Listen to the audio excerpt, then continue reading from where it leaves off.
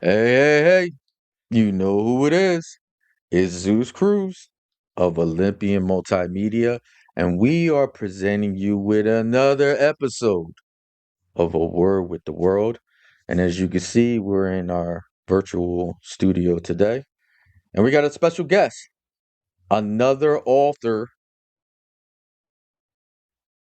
to put on the spotlight, as it were, to get to the nitty gritty, the meat and potatoes, as I call it all the time, to discuss their art form, their artistry. And as I put on the screen, we got two books that we're going to be discussing today.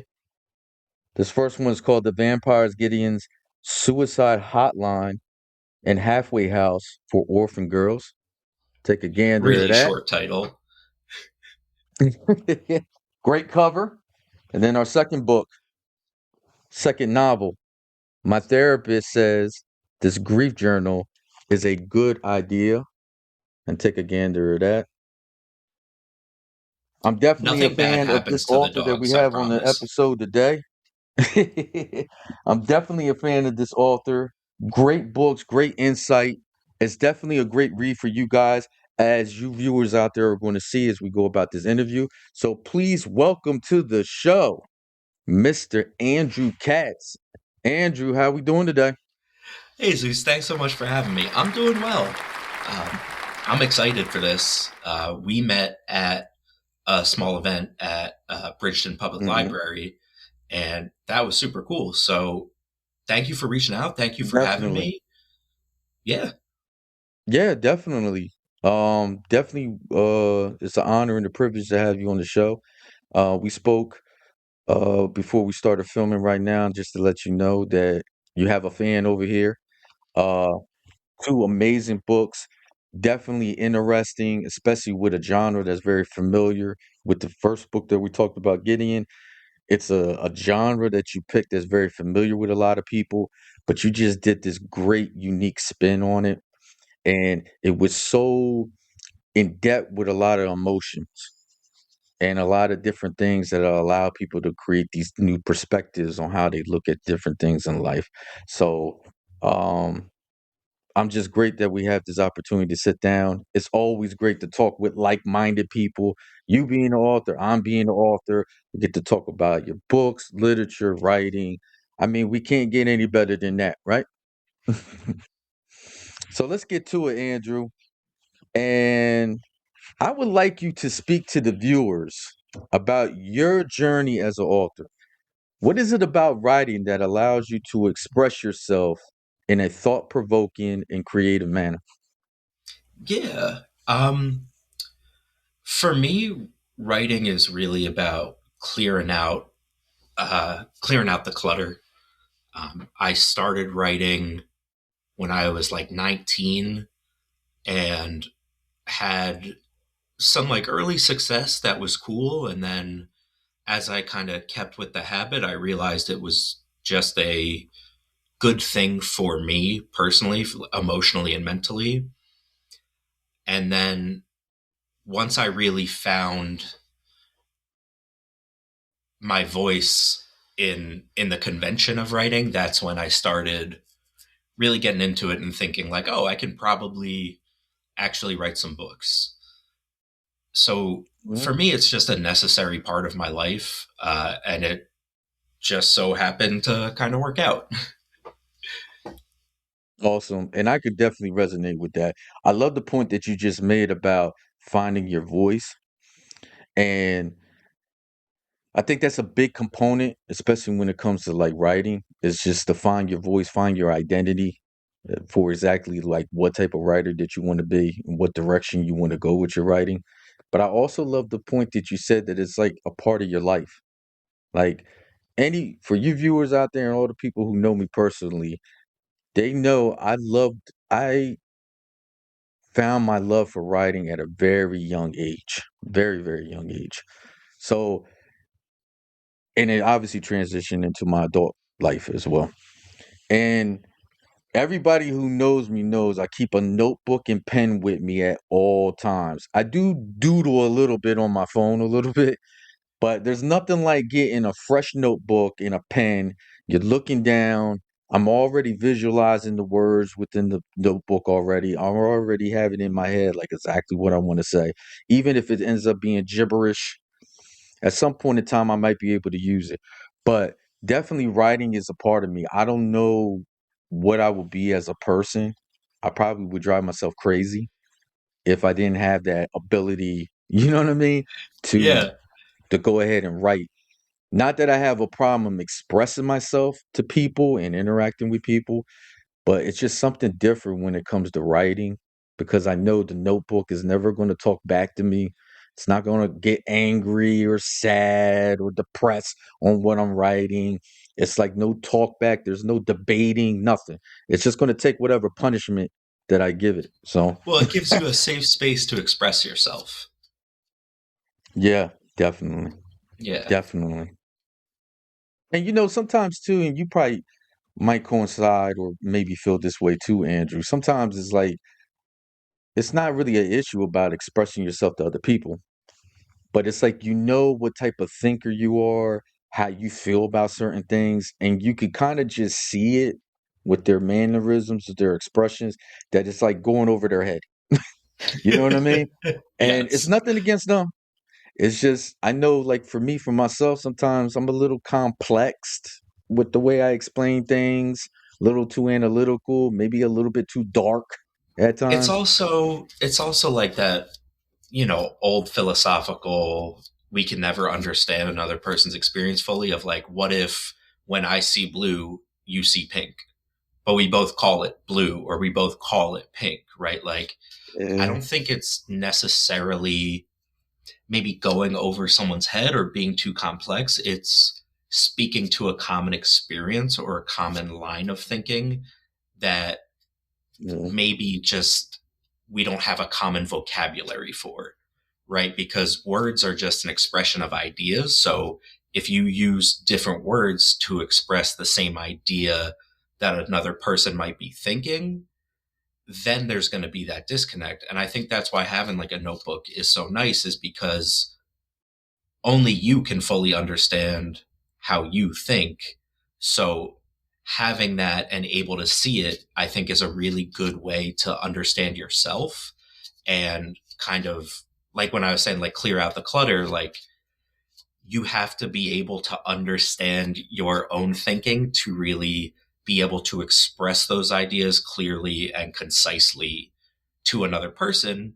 And if you get lucky, you meet some people in life who have the same vocabulary for those things, and that's how we make friends and make connections amongst other people, I think.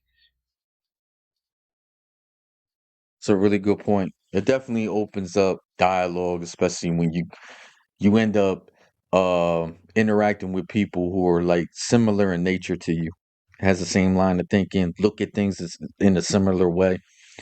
But nothing beats out a notebook, though. I'm just saying.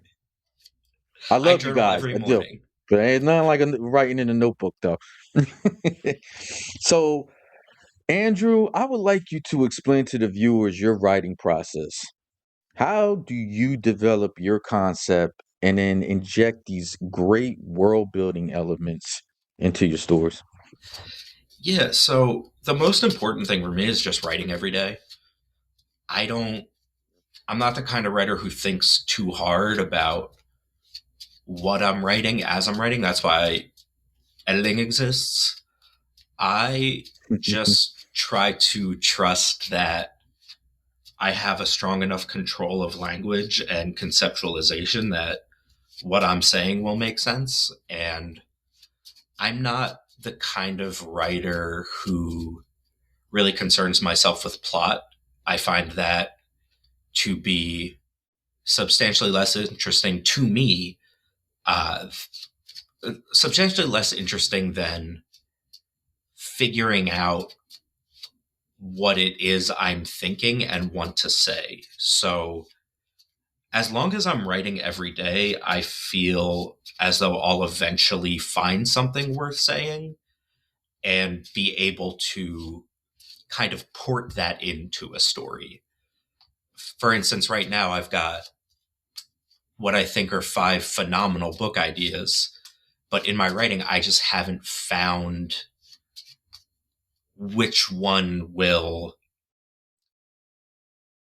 let me utilize the things I've been writing about in the form of a story, which is kind of why I'm not a plot driven writer. I focus really hard on narrative, but I really like atypical structure. And because of my severe ADHD, I'm not the most linear thinker. And I think because of that, my writing tends to be a little less linear. But made a valid point for your viewers out there, those who are aspiring to um, become a published author. Andrew made a great point. You got to continue writing. You know, that's the best way of bettering your craft. Yes, we all have writer's block. That goes without saying. But just to try to keep you in that momentum and to keep that focus going. Even with myself, we were just discussing about keeping a notebook. A lot of times, as I'm going about my day and I'm doing different things, it's not even a necessary thing for me to write a whole paragraph. Sometimes just me talking with somebody, having a conversation, they might end up just saying a word or a phrase that just like is interesting to me. Like, wow, I never heard that word before, or maybe it's something I haven't heard in a while, or maybe something I'm not familiar with. I'll jot it down, look up the definition later, get a understanding of what the word or the phrase means in a certain context. That's just keeping yourself engaged. So that's the best thing we could tell you guys out there who are aspiring Well, to when be an when I author. Just used keep yourself engaged. when I used to teach writing at Temple University, and students would say, you know, how do I even do this? How do I start writing? The best thing you can tell a new writer or absorb as a new writer is put your ass in a chair, right? If you have something you want to write and believe it is worth writing, no one is going to do that for you. You have to Mhm. literally sit down and write. A few years ago, I was not writing at all. And I met a person who I was having a conversation with who was like, "Oh, you're such a writer." And my response was, "Not right now." Right. And their point was, "Oh, you think you their point was you are a creative thinker, right? But if you are not sitting down and writing, you are not a writer." I don't really subscribe to this whole idea of, oh, everyone's a writer inside. Everyone's a thinker inside. But if you're not sitting down and writing, it is a verb, right? So Yeah, you have to good write point. to write. No one's writing your thing for you. Great point. Um, Thanks for sharing that. So Yeah. just as a quick sub question here, I'm kind of very intrigued on how you're going to answer this, Andrew. But in your opinion, what is harder to develop? The story or the dialogue and interaction between the characters? For me, it's definitely story, but that's because I care, like I said, I care less about story. I've always had a very loud internal narrative, so I think the dialogue comes much more naturally to me than, you know, delineating that into a series of events. So for me, character and dialogue are a lot simpler.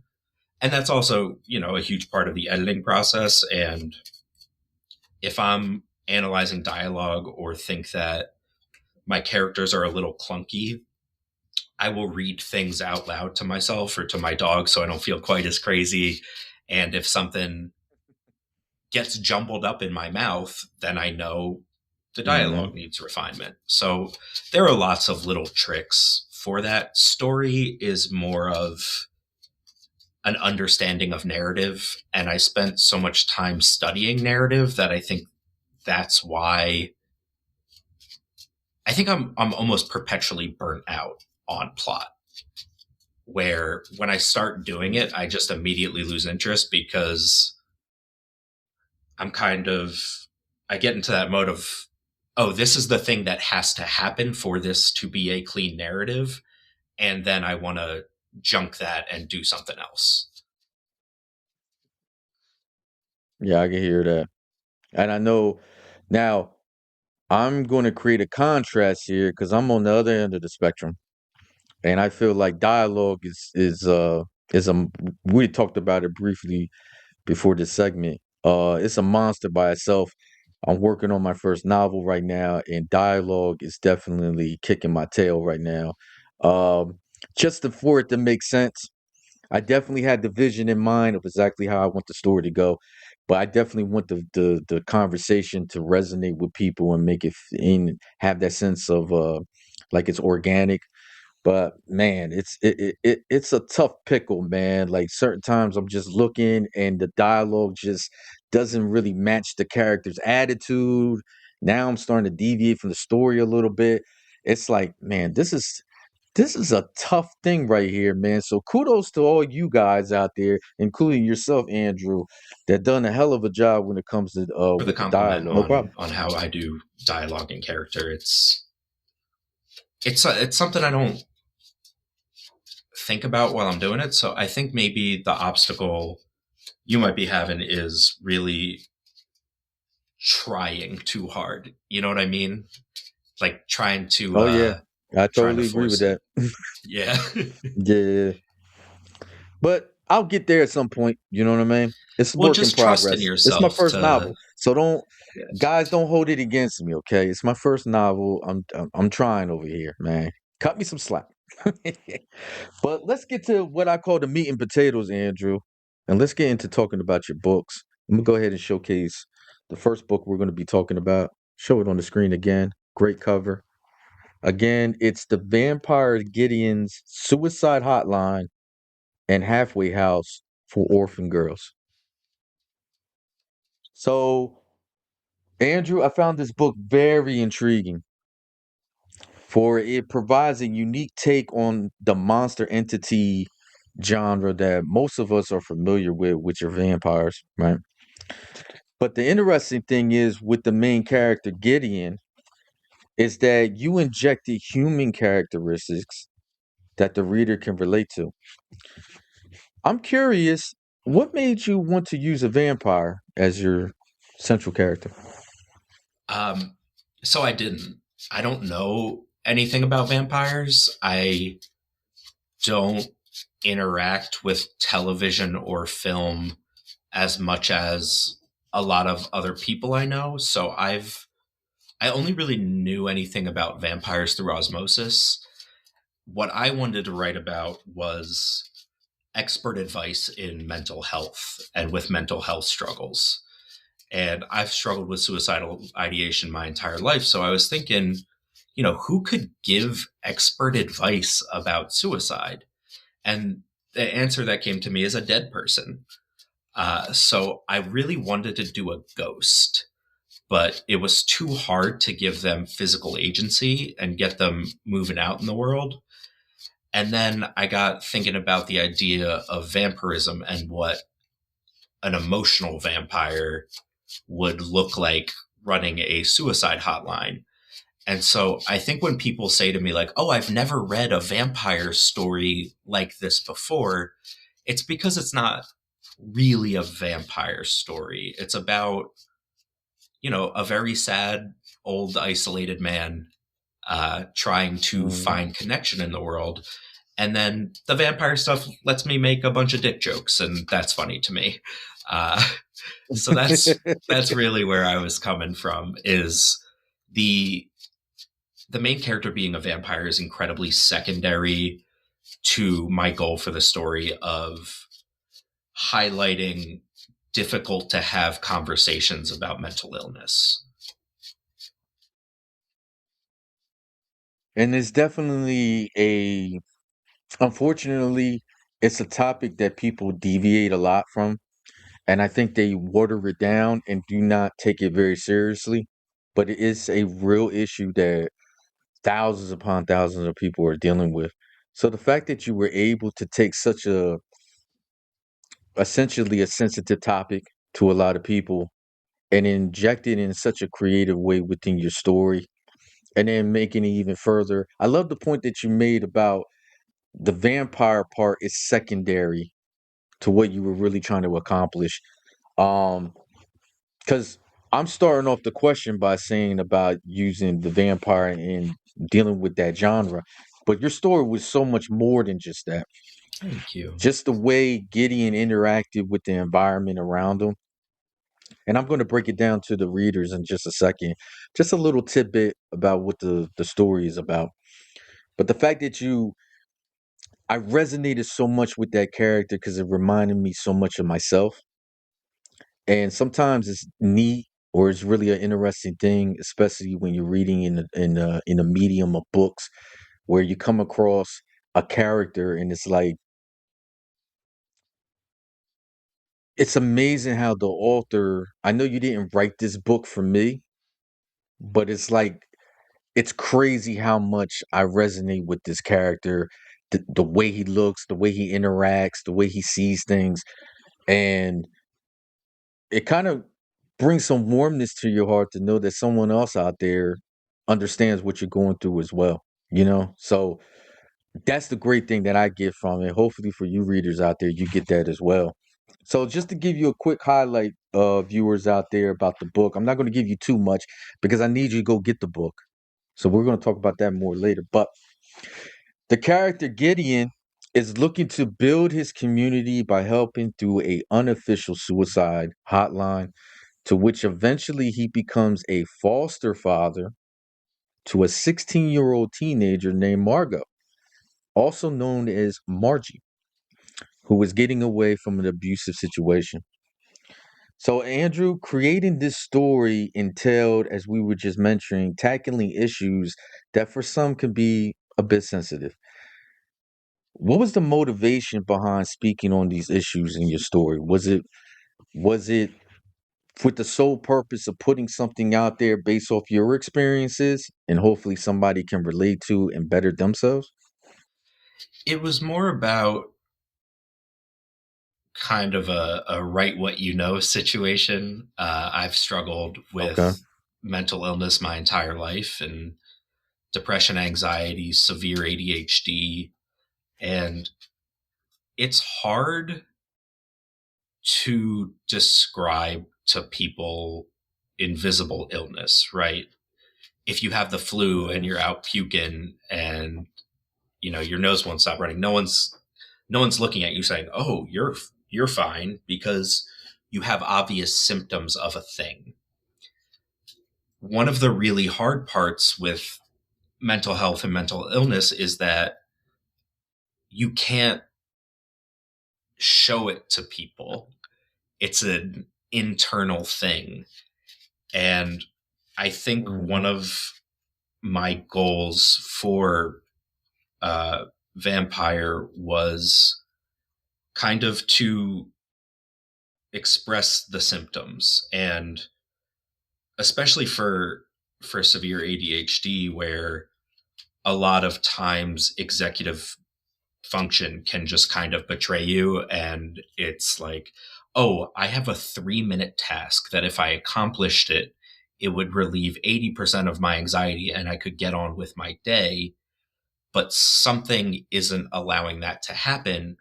And to someone maybe observing that from the outside who doesn't understand that, because it's not very easy to express, they can take the outlook of, oh, this person's incredibly lazy, right? I think that's a really common one, but it's not that I'm not motivated to do this thing. It's that for whatever reason I physically can't.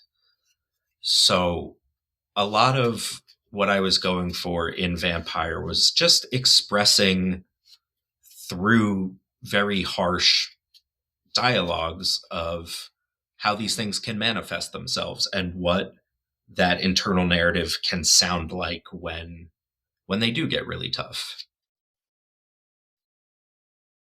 Yeah. Yeah. I kind of mentioned this. Hopefully you guys have checked out my last video or last interview with another author named Frederick Chamberlain, we kind of touch base a little bit on this topic and the fact that we live in a society where they're so hell bent on trying to not be uncomfortable. And the fact is, we're only going to get better if we put ourselves in that place.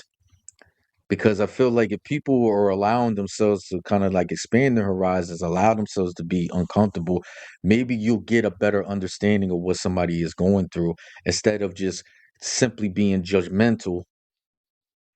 In this case, we're talking about, for instance, depression and how people just term it as, oh, well, this person's just sad. Get over it. Like, whatever you're going through, just get over it. We're all going through things and whatnot.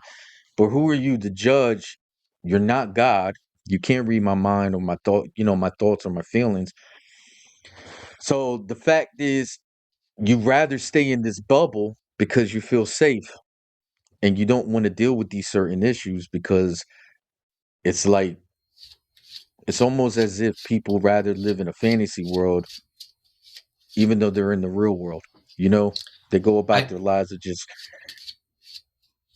all the T's are crossed and all the I's are dotted, and that the sun is going to come out from the dark clouds at some point, and everything is just going to be magically beautiful. I do just want to, on that topic real quick, just for anyone who like is struggling with anything or doesn't know how to, like make that okay. um I think that finding ways to make yourself comfortable and be comfortable is also really important, because like the world is not great right now, and it's very overwhelming and it's very sad. And whether you struggle with mental illness or not, yes, you do have to confront reality. It is not, reality is different for every person, but like there is some sort of shared objective reality. But Mhm. emotional and mental comfort can be really hard to come by. And I do think that it is okay sometimes to give yourself spheres in which that exists, instead of maybe forcing yourself to confront these things 24/7, because that's exhausting and leads to a lot of emotional and mental burnout. But it is Good also point. incredibly important to find those spaces in which you have to confront the uncomfortable things, because that's how we grow as people. So I just wanted to piggyback Very off good that a point. little bit. No, great point. Thank you for sharing that, Andrew. It's kind of a great segue to talk about your second book and dealing with uncomfortable situations. Again, I'll show this on the screen. My therapist says this grief journal is a good idea. And in this book, again, I'm not going to give away too much for you guys, but in this book, the reader explores the world through the lenses of Kyle Jr., who is dealing with the loss of his father and a vindictive mother. Explain to the viewers your thought process behind developing this story. Yeah, so this story is really funny how it came about. Also, I do want to say nothing bad happens to the dogs. This story really gives context to how important animals and like therapy dogs are to the healing process, and having that connection with any living thing, especially in harsh environments. But this story actually came about. It was a short story I wrote when I was in grad school that was a Norse mythology allegory, uh, which is obviously no longer the case and has nothing to do with that whatsoever. Uh, but Right. it started off as, just kind of a 12-page story about how dysfunctional the family of the Norse gods was. And then as it grew and changed, it became a novella, and all the Norse stuff was gone, but it was just a downward spiral for this character. And the story is incredibly loosely based on my childhood. All the events are different, but the emotional core is kind of the same. But contextualizing the story as a literal grief journal, I think was really interesting to me because it allowed me to, at times, say, narrative is not important to this. This is an actual grief journal, while also maintaining kind of a very clean plot and narrative in between the harsh thinking of the main character and trying to heal and understand the things that he went through. Good point. So I know for me personally, and correct me if I'm wrong, Andrew, but it seemed like to me KJ was finding himself while writing in this journal. Like he's just, as pointed out with the title, that it's a journal that led to like a journey, like this like almost like spiritual journey. At least to me it was. So kind of equating this and transition this into like the world of writing. Do you feel as a writer that you discover aspects of yourself that you didn't realize before? I mean, yeah, that's why I write. Uh, it's a it's a transformative experience. It's an experience that allows us to grow as people and thinkers and understand ourselves and the world in a clearer way by, like I said, kind of clarifying those ideas and being able to look at them and being able to say, maybe this isn't reasonable, or maybe I haven't been thinking about this thing in the clearest terms, or this is how I'm feeling and why.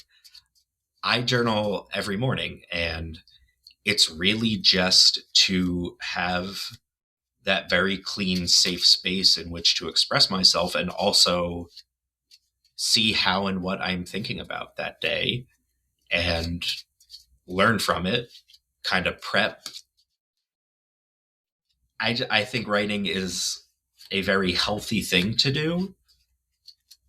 And even if that's, you know, for me, it's about clearing out my thinking. And so it doesn't have to be writing that does that. It can be voice memos or, filming, whatever it is. I just think it's important to be able to have a safe, private space to express yourself. And because of that, when I'm writing a story, I'm never thinking about, an audience. I'm writing a story for me because I think one thing I've learned is that I'm writing this story, but it will only have a specific meaning to me. As soon as someone reads a book, it's out of my hands. It is a thing that I did, but we all create meaning in the reading experience. We all have natural projections and biases on the things we read. So for me, writing to, a hypothetical audience just doesn't make any sense, because if someone hates the book, that's not really my responsibility. If someone loves the book, that's not really my responsibility. My writing experience is completely independent of someone's reading experience. And that took me a while to learn, but it is important to what's important about writing to me, of just, it's all about clearing out the old noggin. Yeah, I definitely agree with that. And I hope you viewers kind of take that in as well. Like, write for yourself. It's not to say that you don't want success out of life or or that you don't want people to like your work. But first and foremost, it's for you. This is like I love I guess for lack of a better word, analogy that you use of like having that space. That's your space. That's your world. That's your kingdom. You know, like make the most of it. I know with me, it's very therapeutic because, like I said, I don't have a problem articulating myself to people as far as like my feelings and thoughts. I just know sometimes I scare people by some of the things I say and think. And I don't want to purposely make people feel uncomfortable. The problem is when you're expressing yourself to people, they end up taking it very personal and they don't understand. that this is just how I feel. It has nothing against you. It has nothing to do with you at all. This is just where I'm at mentally, emotionally, psychologically. So the fact that you have that ability to write and just to kind of put them feelings and thoughts down, it's just a better way for me to come to grips with my emotions and then discovering a new way, a new method to go about how to interact with my environment, how to interact with people, and just to get a better understanding of deep down who I am as a person, you know? So I love writing. I love your thoughts on that as well. I hope for you Thank you. guys out there that are aspiring to write, they kind of have that same, or it writing helps you in the same type of way as well. So for this next question, Andrew, this is another one that I'm interested to hear your thoughts on. Is there are times writing is another creative way to expressing ourselves, is another method, another craft that you can work at and get better at. But sometimes you need some resources, you need some things to kind of help you out to kind of generate the ideas, go about bringing your vision to life. So, what are some resources that you use to assist in putting your manuscript together,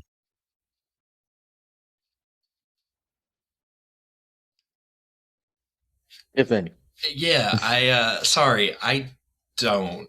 Um, when when I'm writing, it's just me and my thoughts. I do have a singular beta reader who is the only person I will let read drafts because he is my best friend from Okay. growing up who kind of understands my line of thinking and the way I communicate very well and can kind of look at my work and say, is this what you mean?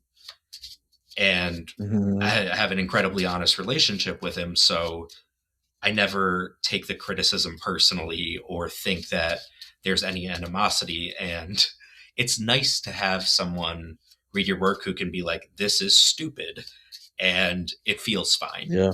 Or, oh, Hmm. this is, I think, really lovely and don't change it because he will tell me when I don't feel like I'm being pandered to ever. So I guess my only real resource when writing is my best friend. That's great. I know me personally, there are a couple people that I reach out to that I'll let them go ahead and read a little bit of my work.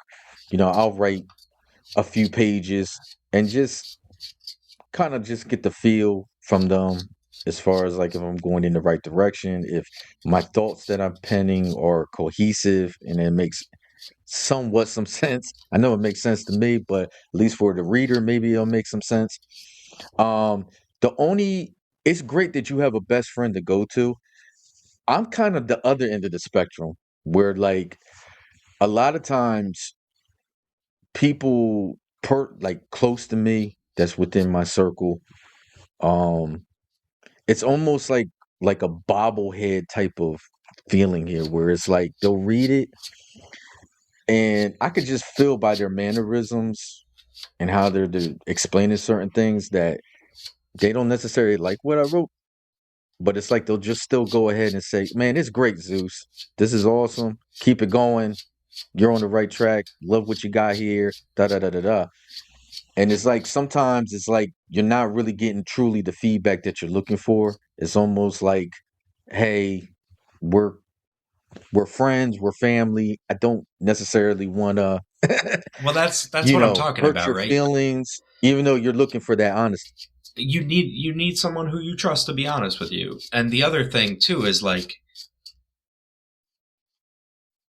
you have to be able to take people's feedback for what they're actually telling you, right? If they say they love it or and you don't maybe feel like they're being honest, then A, probably find someone else to give it to.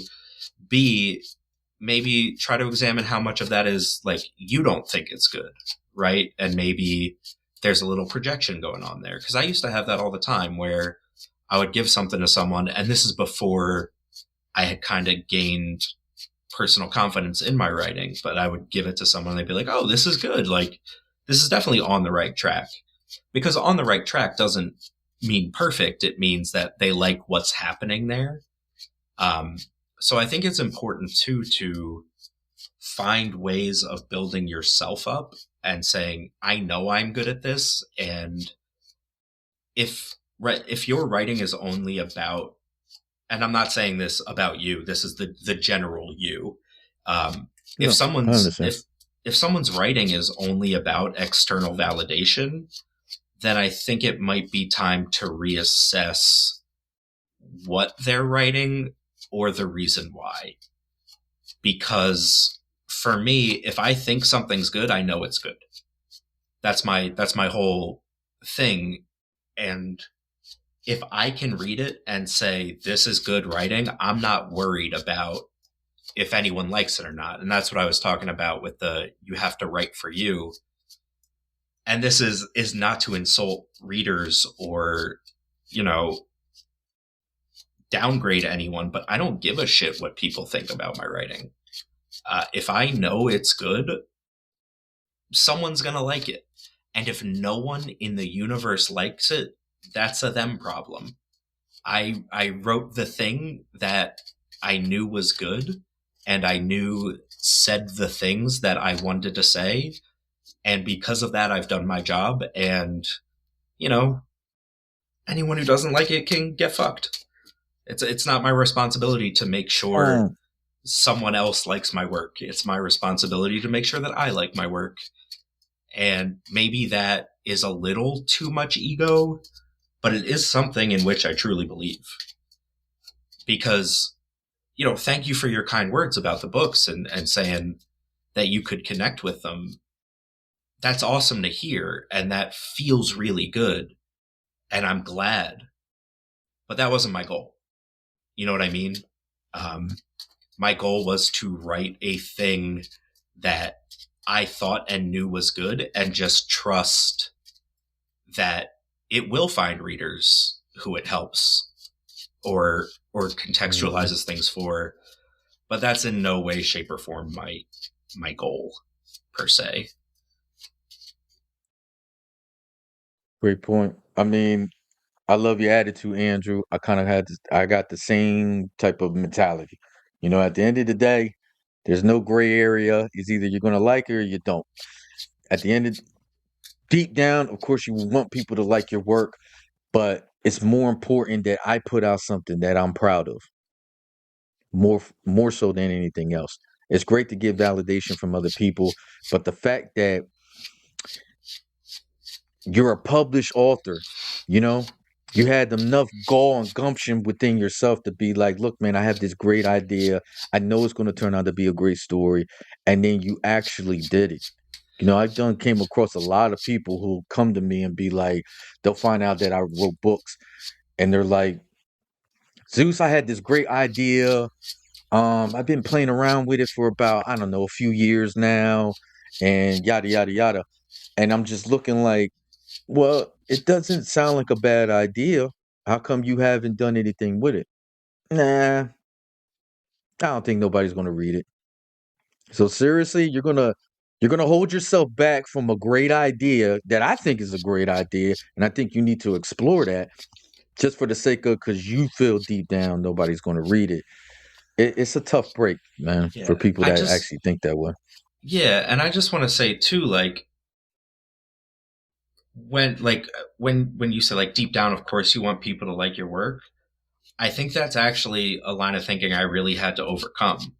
Like when I say like I'm not writing this for anyone and I don't really care if anyone likes it, you know, the publishing aspect feels good and it's awesome prestige points, but if nothing I write ever gets published ever again because I can't find anyone who thinks it's worth anything to publish or like it's totally unmarketable or this or that, like my personal deep down is okay, right? Like I'm really not doing it for anyone else. I really I've had people come to readings to tell me they don't like my work. And my response is just kind of like, thanks for the feedback. Good for you. Like the so in Grief Journal, um, I did not think my editor was going to let me keep my epilogue, which is just a few words. And because when I did, like, after Vampire came out, I did still care what people and critics thought, and I did deep down want everyone to love it and this and that. As I was writing Grief Journal, I think that's when I grew out of it, because one of the big knocks against Vampire is that the ending doesn't offer catharsis. And that's an artistic choice that I made. There's no clean wrap up answer to struggles with mental illness. It's not magically solved, right? It changes day to day. And when people would say, oh, the ending was too fast or it didn't give me what I wanted, I felt, hurt by that. And it was through writing Grief Journal that I realized, why do I care? I did the thing that I meant to do, and I did it really well. And a lot of my therapist says this Grief Journal is a good idea, is writing about writing, because that's the thing I probably know best at this point. And in a write what you know mentality, I'm always probably going to write about writing. And the epilogue to it is kind of about, if you don't like this ending, fuck off. It basically literally says that. And I am Mm-hmm. grateful if someone picks up the book and reads it from start to finish. I'm not saying, that doesn't feel good or anything. But if someone doesn't like it, it's not going to bother me if they put it down. Also, just in general, if you're reading something that you don't like, put it down. um, like Yeah.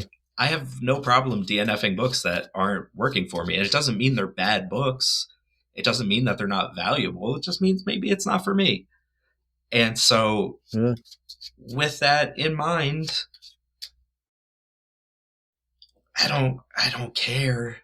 Like, I just Mm-hmm. I just don't care what readers think. And that is not how I meant to say that.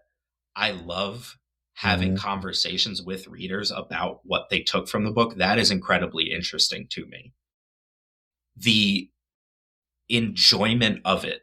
It's great when someone enjoys it. It doesn't bother me when they don't. I think that's the cleanest way to say what I've been trying to say through all this rambling is Mm-hmm. I love it when it works for someone. I do. If it Mm-hmm. doesn't, it doesn't. That's not my job. Uh, my job is to write the No, I'm thing. with you there, Andrew. Yeah. I'm with you there. At the end of the day, to each their own. We're not, for you viewers out there, we're not trying to tell you like how to feel or how to go about Yes. how interact with people, or how you take criticism from people. But I'm with you there. It's just I take it with a grain of salt. Mhm. I already looked at it like when I put out a book, I also do music as well. Not everybody's gonna like it. I already have that in my head already. That's not putting doubt in myself because I feel like I put out the best product. I put out the best music. I put out the best book. I love it. Thoroughly enjoyed it. But I also understand too, some people might read it and it's either not their cup of tea, so to speak, or maybe they truly didn't understand exactly like the message that I was trying to put out in the book, and that's fine. That doesn't make you any less of a writer because someone else doesn't like it. At the end of the day, it's your craft. You got to make the most of it. This is your world. This is your space. Is what you were referring to earlier. Like, make the most of it. Have fun. This is your time to express yourself however you see fit. Remember what I said earlier. The notebook's not going to talk back to you. You're not got to worry about going through all this debate and all this, hoopering and hollering. You can give it as much punishment as you want, you know? And and you can feel safe in that environment to know like, hey, I don't have to worry about explaining my feelings here. It's just I'm just putting them out there. So Hopefully, for your viewers out there, those who are aspiring to become authors, I hope you keep that in mind as well. Don't let nobody sidetrack you from what you're trying to do. You know, you're gonna have your naysayers out there. You're gonna have your critics out there. It's fine. At the end of the day, you're doing something that you love to do, that you're passionate about. Go for it. So, Andrew, I thoroughly enjoyed this conversation that I had with you. Me too. Thank You you. provided so much insight for the viewers, and so much perspective. Let me highlight these books again. Could you let the viewers know where you could find these books? Yeah, you can find them everywhere books are sold. However, Awesome. I recommend getting them from bookshop.org that supports independent and smaller bookstores. If you Okay. are looking for an individual bookstore to support, my favorite is A Novel Idea on East Passyunk out of Philadelphia. They do fulfill online orders, or you could get it directly from the publisher, Lanternfish Press. You can just Google them and their website should pop up. But Lanternfish and A Novel Idea have been incredible for my career, and I cannot express Awesome. my gratitude enough. So support me by supporting them, kind of thing. Please do, guys. Do yourself a favor. It's the new year. You need something new to read. Well, we just provided two more books for you to check out. You're not going to be disappointed. Great reads. It's definitely going to give you a new perspective on different things, especially some topics that people try to steer with or steer away from it. Again, what we were talking about earlier about not making yourself uncomfortable. Maybe you're dealing with people, or maybe you're dealing with yourself, mental issues, or dealing with grief and having a hard time dealing with it. I'm telling you, you're not going to be disappointed. Reading these books, they personally helped me. It allowed me to like get an understanding of like certain feelings I have. Should I be feeling this way or not? You know what I mean? So definitely get the books. We're gonna have the links below when the video comes out. So definitely check it out. Please support local authors. You're not going to be disappointed. Again, Andrew, I thank you so much. It was an honor and privilege to have you on the show today. And Thank I you so wish much you for all having the me. success and blessings in the world. You I too, my definitely friend. do. You're an amazing author, and hopefully you will treat us with another book. Don't rush it though. Don't rush it. If it happens, it But happens. If it hopefully doesn't, it down in doesn't. somewhere in the future, we'll get the privilege of getting another book from Andrew Katz. So again, you know who it is. It's Zeus Cruz of Olympian Multimedia, and we're presenting you with another great episode of A Word with the World with the great illustrious author Andrew Katz. Thank you again. We appreciate you guys tuning in, and we'll check you next time. See you.